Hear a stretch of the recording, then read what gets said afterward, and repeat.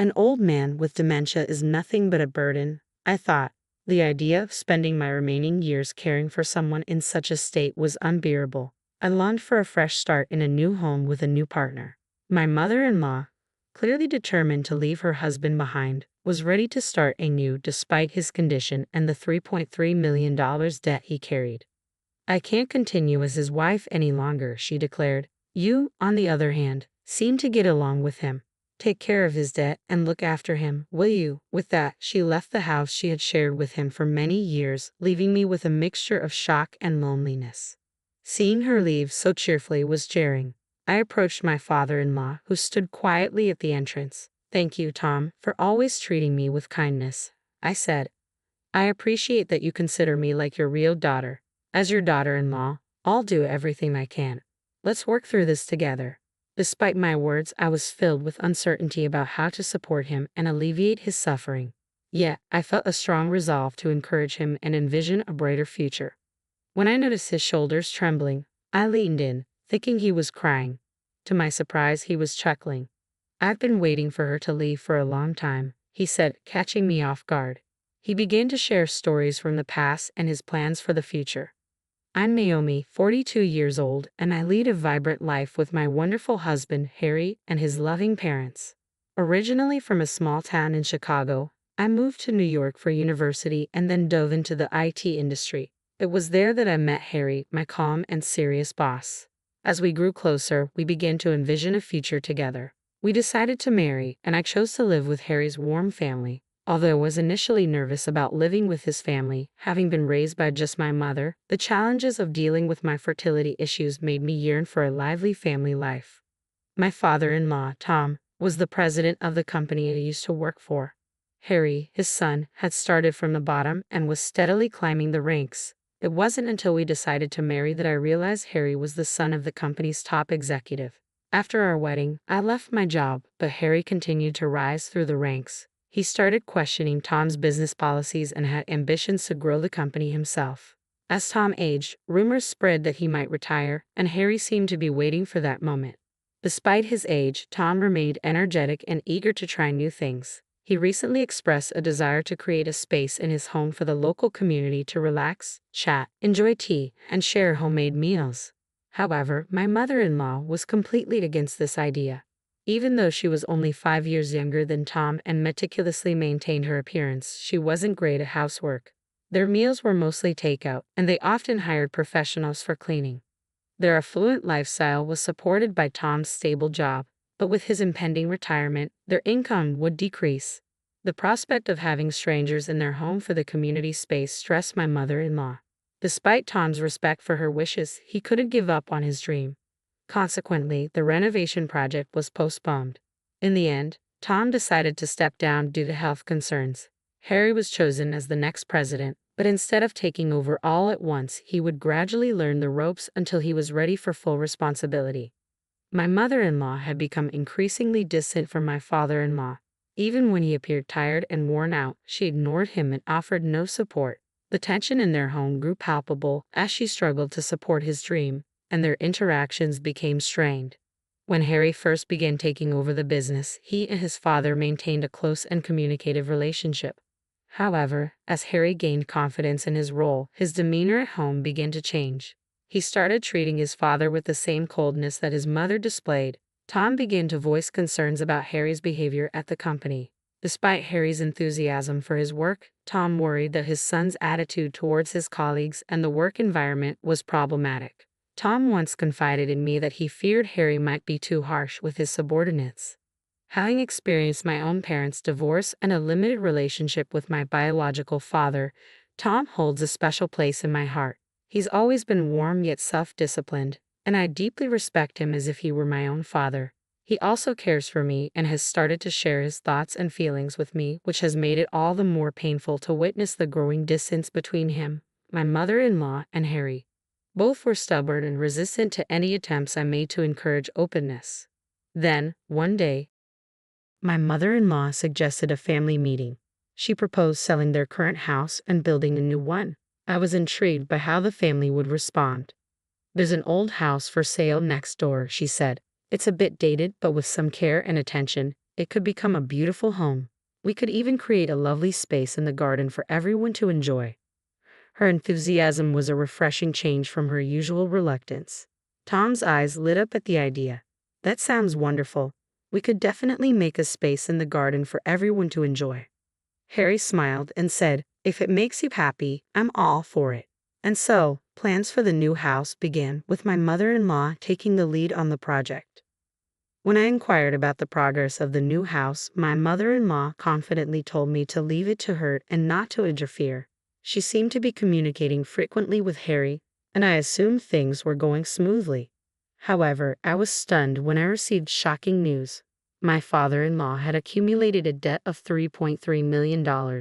Despite his reputation as a seasoned business figure with substantial investment experience, his calm demeanor had concealed the scale of his financial troubles.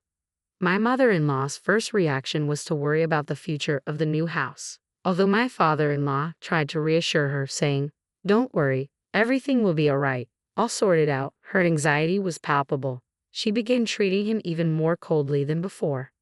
One day, while I was washing dishes in the kitchen, I overheard a hushed conversation between Harry and my mother-in-law. They were discussing the ownership of the new house, and I was shocked to learn that despite my father-in-law providing the funds, they were planning to proceed with the house under Harry's name without informing Tom. I couldn't believe they were making such a significant decision without involving him. Aren't you both making decisions about such an important matter without including everyone? Shouldn't the whole family discuss this together? My mother-in-law's response was sharp. You know, Tom is showing his age, and there's also the debt issue. Besides, you've only recently joined this family. It's best if you just observe and stay quiet for now. The only person I truly rely on is Harry. Her blunt words stung, and Harry didn't offer much of a response. He had been so absorbed in his work lately that our time together as a couple had diminished. The only person I genuinely trusted and could confide in was my father-in-law. Yet recently he seemed different. Where he once was lively and busy, he now spent more time sitting on the couch, lost in thought. I suspected that my father-in-law might be troubled by his debts, but it seemed like there was something more going on. "Have we had dinner yet?" he suddenly asked as I was finishing up the dishes. "We just had hamburgers, salad, and soup together," I replied after a moment of thought. "Right, sorry about that," he said and retreated to his room. His forgetfulness was unusual, and it made me uneasy. I suggested that he see a doctor, but he dismissed it with a laugh, attributing it to fatigue. When I spoke with my mother-in-law, she remarked, "Tom's charm was his intelligence and his money. Without those he's nothing." I also discussed it with Harry, but he seemed preoccupied with work. He mentioned that things felt off and that there was a need for timely leadership at the company. Amidst all this, I felt a deep sense of loneliness, as if no one in the family was genuinely concerned. I repeatedly urged my father-in-law to see a doctor, but he consistently refused. His condition seemed to worsen, and I took it upon myself to research dementia, trying various approaches and continuously persuading him to get help. "You must be having a hard time," my mother-in-law said with a sigh and a cold smile. "Tom isn't the man he used to be. Once Harry takes over the company, everything will be his. Isn't it only natural that Tom should have nothing left?" Her eyes were colder than I had ever seen, a look I had never encountered before. Her harsh words and the growing tension in the house left me feeling both surprised and anxious. With the atmosphere growing more strained, I hoped that moving to a new house would help refresh our spirits. Finally, the moving day arrived. We hired professionals to handle the large furniture while we took care of the smaller items. My mother-in-law provided specific instructions such as where to place each item, and we followed them carefully. The last items to be moved were the cherished belongings of my father-in-law and me. I returned to our old place to fetch my father-in-law when my mother-in-law appeared unexpectedly. "Thank you, everything is sorted now," she said. "Actually, I've arranged another moving destination for you as well."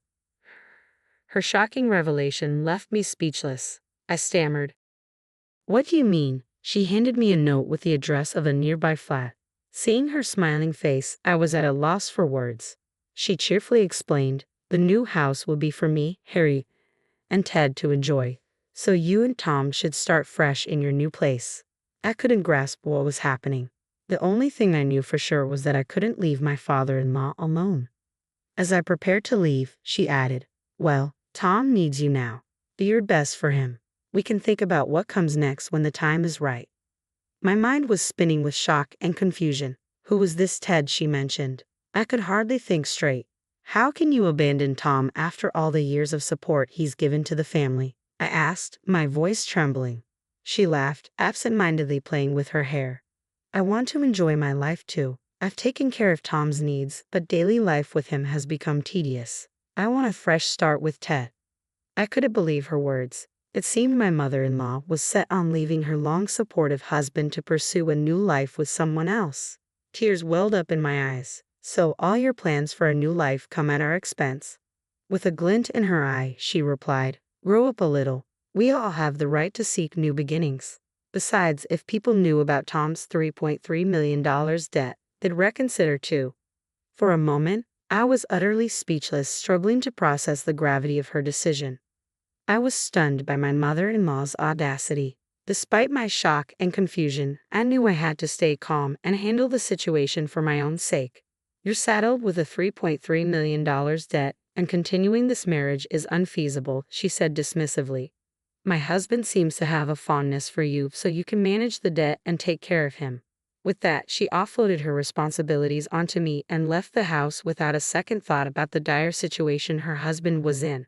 Watching her leave with such confidence, I was overwhelmed by a mix of shock and loneliness. After she departed, I approached my father-in-law, who stood dejectedly at the entrance. Tom, thank you for always being so kind to me, I said softly. I'm honored that you see me as your own daughter. I promise to do everything I can as your daughter-in-law. We'll face this together. Although I tried to comfort him, I was engulfed by anxiety, unsure how to support him and ease his suffering. Yet a deep desire to help the man I respected and to envision a brighter future for him filled my heart. As his shoulders began to tremble, I leaned in, worried that he might be crying.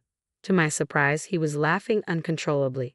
I'd been waiting for her to leave for a long time, he said, his laughter still echoing. His unexpected reaction left me stunned. He continued, when she talked about wanting a new house, I saw it as an opportunity. She's so dependent on me that I hoped she'd ask for a divorce. I didn't expect to be kicked out of the house, though. I was dumbfounded by his revelation. His elaborate act had completely fooled me. Seeing the confusion on my face, Tom smiled gently. Naomi, I'm sorry things turned out this way, but don't worry about the investment. Even if it goes wrong, we won't lose much. Now the real adventure begins. When we arrived at the new house, my mother-in-law was visibly upset. Naomi, why did you bring Tom here? You two were supposed to move into a flat. Plus, my new boyfriend is coming tomorrow. Harry's taking over the business, so I need Tom's bank statements, she demanded, flustered. Tom, seemingly unaffected by her dismay, turned to her with a steely gaze. I know you plan to enjoy your time with your new lover, he said, shifting the atmosphere dramatically. My mother-in-law was taken aback, and Harry stood silent, watching the confrontation unfold. I've already transferred the ownership of this house to my name, my father-in-law said with a hint of apology. It'll be difficult for you to stay here now. His words left my mother-in-law speechless, her eyes widening in disbelief. But don't worry, I've found a flat nearby for you. Enjoy your new life with your boyfriend. I'll cover the rent for the first few months, he added, his smile cold. Until that day, my father-in-law had always dealt with my mother-in-law's selfishness with patience and a smile. But now his eyes were sharp with anger, and his stern demeanor seemed to make her shrink. I'm truly sorry, she said, her voice trembling as she fought back tears. I was scared when I thought you had dementia, and when I heard about the $3.3 million debt, I was overwhelmed with anxiety. But I've always loved you. I never imagined it would end like this. Her words were filled with regret and desperation, but it was too late for apologies. My father-in-law chuckled bitterly. The $3.3 million debt isn't as daunting as it seems. I married you for your vibrant spirit, not for your money. It's clear now that love isn't in your heart. I want to spend my remaining years in peace, and I don't want you here anymore. Please leave. Without even looking at her, he asked her to leave. Harry, stunned, gathered my mother-in-law's belongings and placed them by the door. He didn't want to abandon her but seemed to be trying to make amends with his father, perhaps to protect his own interests. What are you saying, Harry? Are you leaving me behind? Help me. Forgive me just one more time, she pleaded, tears streaming down her face. Ignoring her cries, my father-in-law and Harry walked into their new home. Her heartbreaking screams echoed in the tense atmosphere, but I followed them inside. Later, Harry made desperate attempts to reconcile with his father, but his work attitudes and interpersonal issues proved problematic. The company had another promising successor who had been performing well, and responsibilities were gradually being handed over to him. Consequently, my father-in-law entrusted the company to this new successor and stepped down as president. Harry, who had assumed he would naturally take over, was deeply shocked. Meanwhile, my mother-in-law began her new life in a small flat with her affair partner Ted. However, her new life didn't bring the happiness she had hoped for. Eventually, their relationship soured, leaving her alone once again. Concerned for her, I occasionally checked in on her. Her current state, far from her once glamorous days, was lonely and hard to witness. In contrast, my father-in-law and I began building a community space in our area. He provided the financial support, while I worked diligently to create a welcoming environment. The space became a local sensation, featured in magazines and online, and attracted many visitors. Riding this wave, we established an organization and expanded our activities. Harry, having left his previous job, now participates in our efforts. He used to be quite prideful, but through interactions with diverse people, I hope he becomes kinder and more compassionate. Together, we aim to fulfill Tom's dream and strengthen our community bonds, looking forward to many joyful days ahead.